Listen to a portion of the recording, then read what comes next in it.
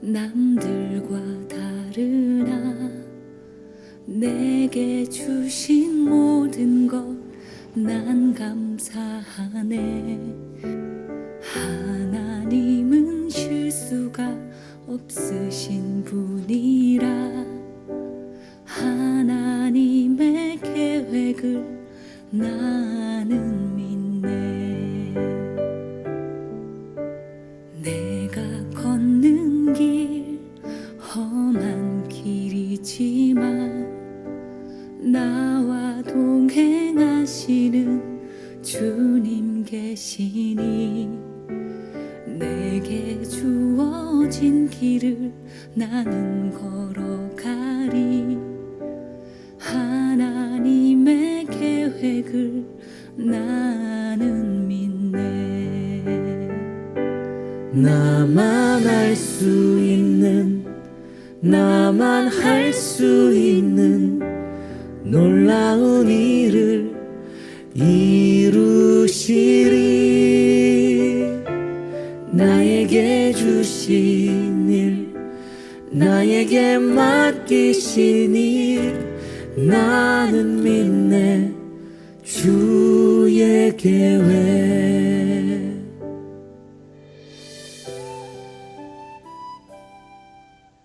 예, 여러분 반갑습니다. 오늘 9월 3일 화요일 아침이네요.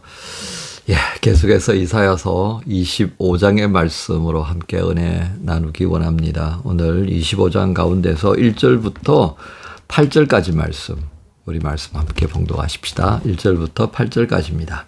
여호와여, 주는 나의 하나님이시라. 내가 주를 높이고 주의 이름을 찬송하오리니 주는 기사를 예측에 정하신 뜻대로 성실함과 진실함으로 행하셨습니다.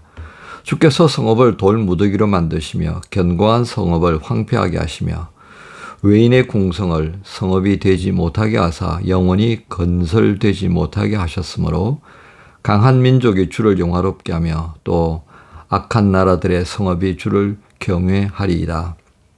주는 포악자의 기세가 성벽을 치는 폭풍과 같을 때에 빈궁한 자의 요새이시며 환난당한 가난한 자의 요새이시며 폭풍 중에 피난처시며 폭양을 피하는 그늘이 되셨사오니 마른 땅에 폭양을 제함같이 주께서 이방인의 소란을 그치게 하시며 폭양을 구름으로 가림같이 포악한 자의 노래를 낮추시리이다.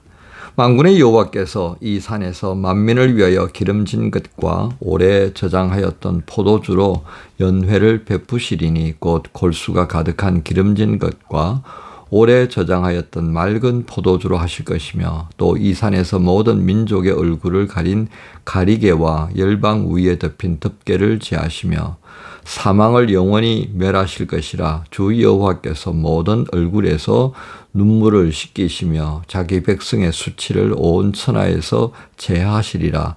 여호와께서 이같이 말씀하셨나니라. 아멘. 오늘 말씀의 중심 구절 3절입니다. 강한 민족이 주를 영화롭게 하며 포악한 나라들의 성읍이 주를 경외하리이다.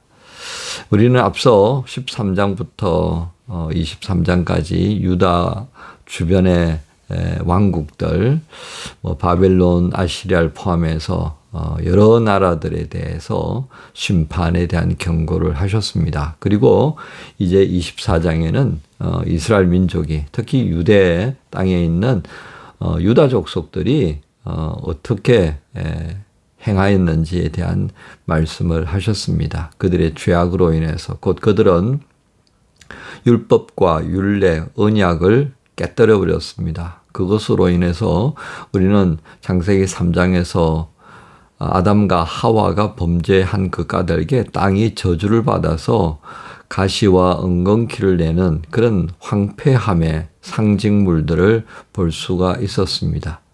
바로 그러한 황폐함이 이 민족의 땅에 임하게 될 것을 말씀하셨습니다. 그리고 실상 아시리아와 바벨론에 의하여서 이스라엘 전 지역이 공격받고 약탈당하고 포로가 되어짐으로 인하여서 그처럼 황무하게 되어져 버렸던 것을 우리가 또한 볼 수 있었습니다.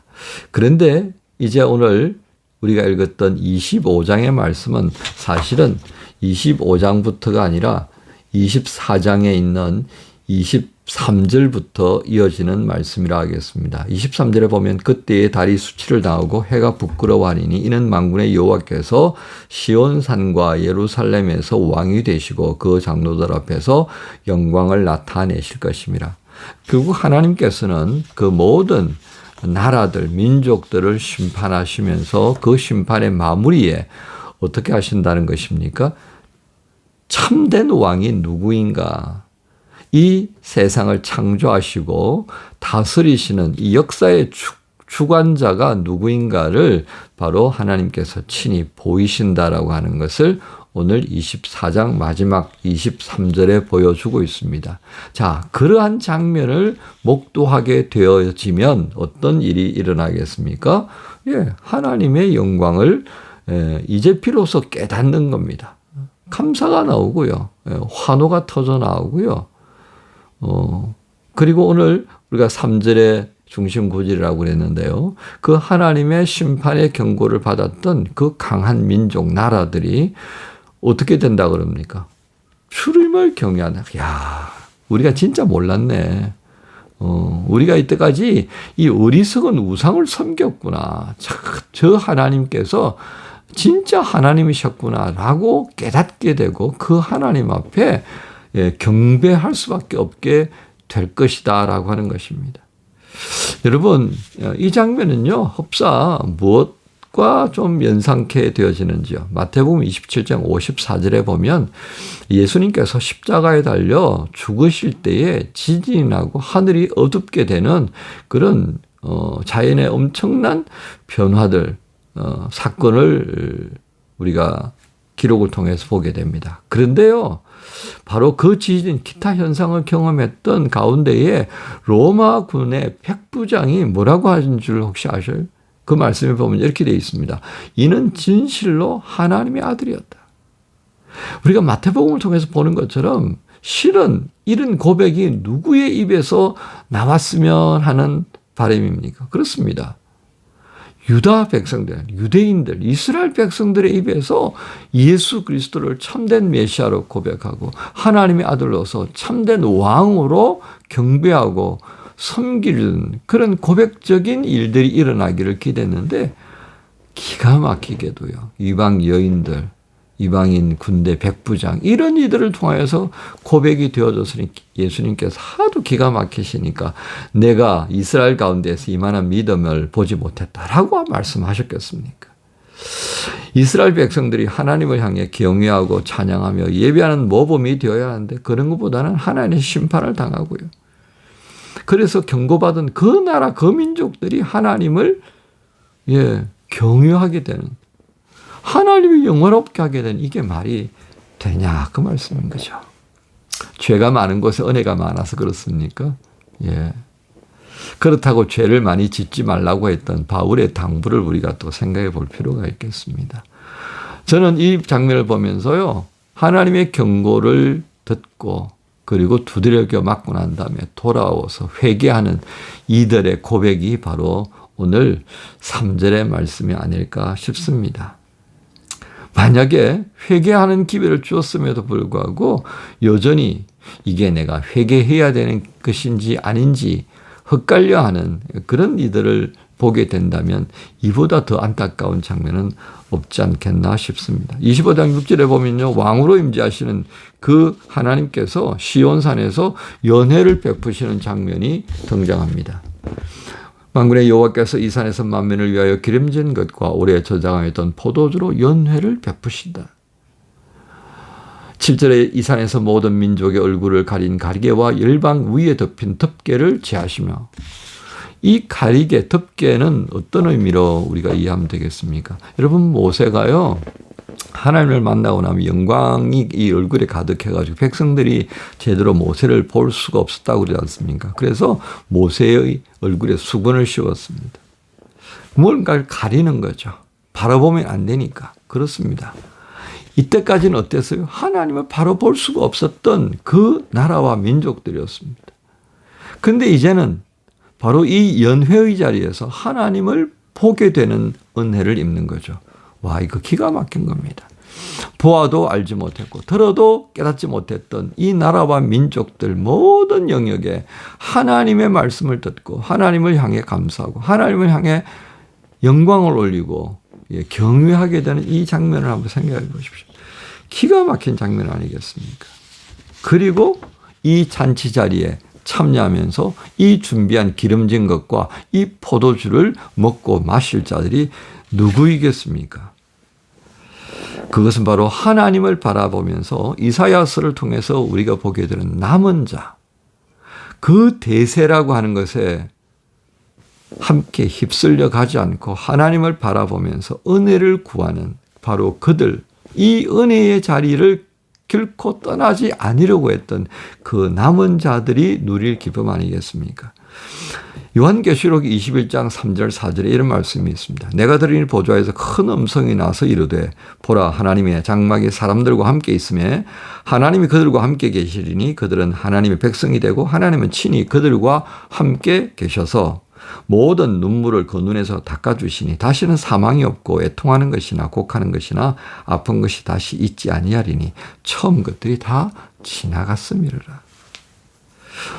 오늘 이 요한계시록 21장 3절부터 4절의 말씀은요, 그렇습니다. 남은 자들이 누릴 그 은혜의 시간들, 은혜의 자리라고 하는 것입니다. 우리는 어떤 하나님을 믿습니까? 바로 이런 하나님, 눈물을 씻겨주시는 그 하나님을 믿는 사람들입니다. 그리고 견디는 자들에게 은혜를 주시기 위하여서 이 연회를 준비하시는 하나님을 우리가 섬기는 겁니다. 오늘 4절에 한번 같이 볼까요? 주는 포학자의 기세가 성벽을 치는 폭풍과 같을 때에 빈궁한 자의 요새이시며 환난당한 가난한 자의 요새이시며 폭풍 중에 피난처시며 폭양을 피하는 그늘이 되셨사오니. 그렇습니다, 여러분. 우리가 섬기는 하나님, 예수 그리스도 안에서 나타내신 그 하나님이 이와 같은 하나님이십니다.